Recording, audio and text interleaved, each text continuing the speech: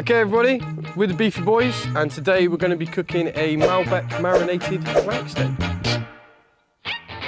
So what we got first is we've got a flank steak, also known in France as, how do you pronounce it, Chris? Bavette. A bavette. Bavette. Yes. I believe the flank steak comes from like this part of a cow. So look at that one, Lee. It's good, yeah. Quite an interesting steak, the flank steak, because look, it's quite strandy, if you know what I mean. Grainy, isn't it? Yeah, but it's a sort of steak you only really ever want to cook this like medium rare, really. But it can be a bit of a tougher cut. So what's good is to get it in a marinade to sort of like tenderise it and get a bit more flavour in. So that's what we're going to do today. Where's it from on the cow? It's from the front bit here. So no, the back bit I think actually. So it's from the front. If you imagine the cow was on its back and you're tickling its belly, it's down sort of around there. I'm pretty sure. Yeah, okay. If I've got that wrong, let us know in the comments. So first of all, with all our steaks, we always like to get a bit of sort of like a crisscross sort of cut into them. So it's going to help get the marinade in and get more surface area. So Dan's going to start chopping that one up. Okay. And then in this marinade, we want real sort of bold, sort of rich flavours in this. So we got a load of garlic, anchovies, rosemary, a bit of smoked salt, some lemon, and that's all going to help sort of like tenderise and add some flavour to the meat. So yeah, Lee, if you start stripping that rosemary. Okay, Rev. Nice fine chop and all that, Chris. Yeah. Now think about using anchovies or something in a marinade. Some people are like, anchovies, fish, but they don't taste like fish at all when you... No, not at all. It tastes meaty, if anything. Yeah, that's it. It just helps get that sort of umami. So umami's like that sort of real meaty sort of flavour that you get from stuff. So yeah, those anchovies ain't going to taste fishy at all by the time it's all marinated. It's just going to help up the beefiness. Have you ever upped the beefiness? Yeah, a few times. Oh. I can't talk about it. Oh, right. So yeah, we're going to get some crisscrosses in that to help the marinade soak in and to help it get all sort of nice and increase the surface area for when we're cooking it. But not too deep. Not too deep. No, you don't want to cut all the way through it. So what Dan's doing here... Instead of going straight down, you go at an angle, so the cuts aren't too deep and you don't sort of wreck it, really. The tastiest bit on a steak is always going to be the outside. You've got the inside for the sort of texture. The outside is where you want that crust and where you want the Maillard reaction, which is where you're going to get all that sort of meaty sort of flavour coming in it. So the wine we're going to use for this is a Malbec. This is nice Malbec. I know absolutely nothing about wine. I don't really, but I know it's very drinkable. Oh, okay. Yeah, I think it's an Argentinian Malbec, like a French Malbec. The grapes in a Malbec are one of the 6 grapes that you're allowed to use in a Bordeaux blend. Oh. But an Argentinian Malbec should have flavours of black currant and blackberry and black plum. That's quite impressive, that knowledge. I'm quite interested in these black plums. But, cool, so that's... Black cherry, I should have said, sorry. Is it an Argentinian one, Malbec? I think Yeah, it is. Big over there, isn't it? Yeah, it's a big grape over there. I mean, you get Malbec all around the world. Well, we got this in Sainsbury's. Yeah. So, you know. How many men does it take to open a bottle? Men? That's it. That's it. Now you can do it from that angle. Ooh. I'm definitely getting black plums from that. Yeah, I got black plums. You see as Chris is sort of chopping that all up, that's just going to be mad tasty. All that sort of anchovy, garlic and rosemary is going to be well nice. Ah, Dan, do you want to crush up some these peppercorns, yeah? Oh, for sure, man.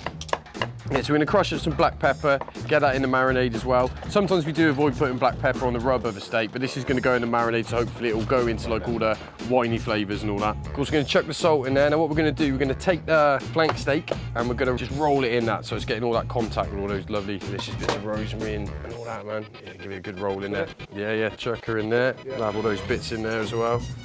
We've got black pepper. Right, we're also going to whack a little bit of Dijon mustard in there. That's it. Lemon. Yeah, lemon. And just chuck the whole things in there with it after. And then we're going to get the wine in there. So that's lemon, the Dijon, rosemary, anchovies, garlic, salt and pepper. Now we're going to want to marinate this for about at least 2 hours. You could probably go a bit longer than that if you want. If you really wanted to go mental, you could do it overnight, I suppose. I'm just going to turn it all in that. So we're going to whack that in the fridge, marinate it for 2 hours, then we'll come back and we'll chuck it on the grill.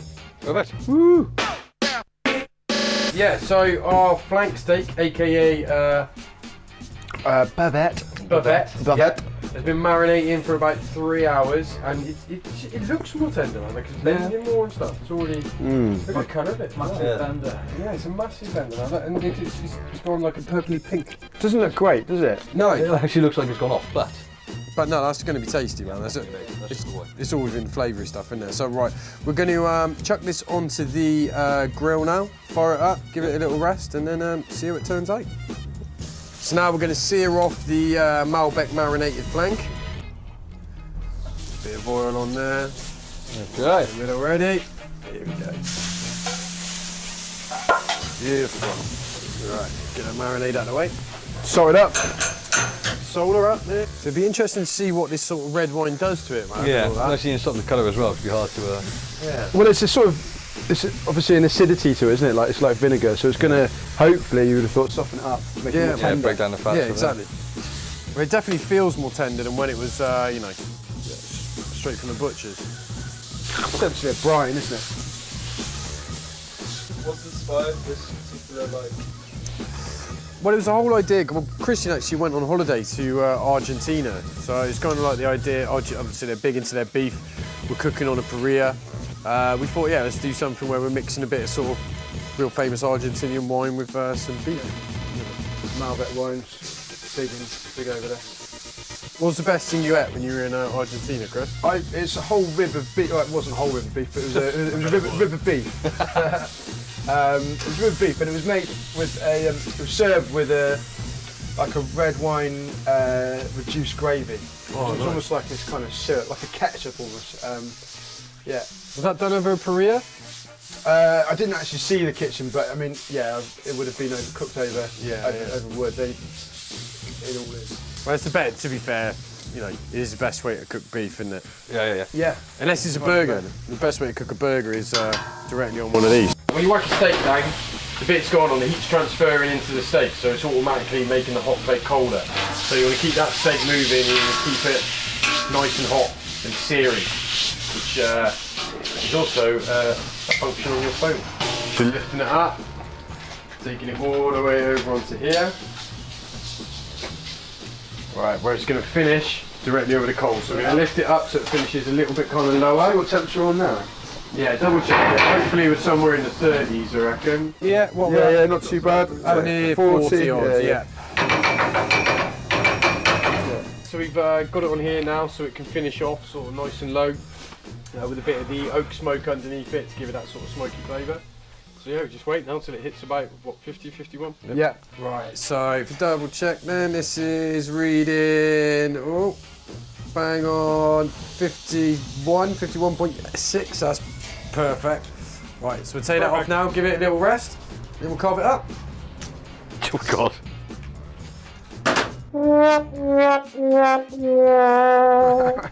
Looks like a meteor. So what do we think? I'm not quite sure what to think, to be honest. Well, let's hope it tastes better than it looks. It looks. yes. It doesn't look good. It doesn't look great, does it? No. No, but you know, it's looks can be deceiving. Yes. Yeah.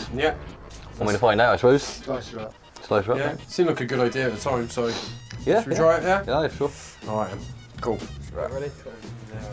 Okay, you ready? Oh man, that's pretty tender as it goes through. Ooh. You can see that marinade's penetrating through it, can't you? That is going through that like butter. Oh, look at that. Wow. Such a mad cut, isn't it? Just look at how sort of like fine it is. It's almost like a brisket when you slice a brisket sideways. It's when you bite it, it's yeah. just going to fall apart in your mouth. It is, isn't it? Oh, look at that one. Look at that. Go on, let's have a go then. Go on, Go on, then, jump in. Do you want a bit, Lee? We're going for that one, yeah?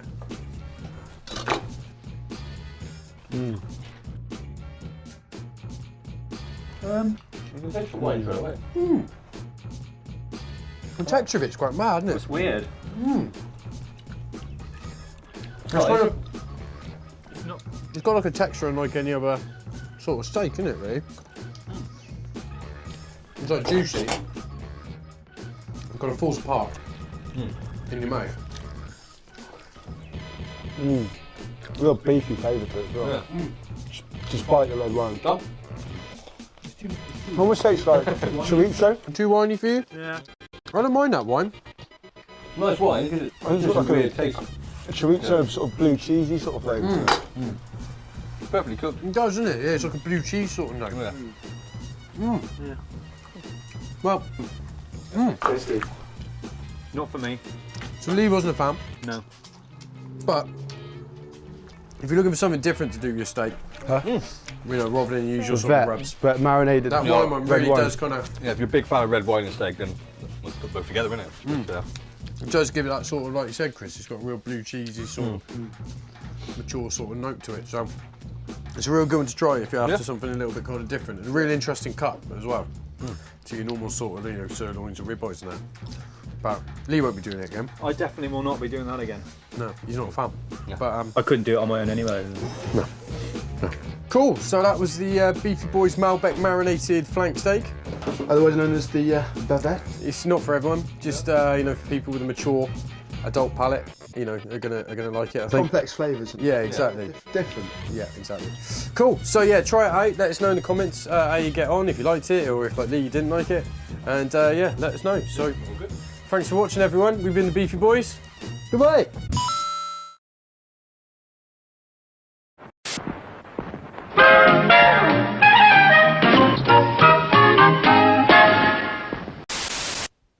Is it on? Yes, boss. Well, can you see me, Ronald? Yeah. Excellent. Thanks for watching, folks. I'm Tommy, and when I'm not chasing the Beefy Boys in person, I'm following them all over YouTube. You can too. Just subscribe here. Don't forget to like, share, and leave a comment. Oh, God damn it, Ronald! Sorry, boss.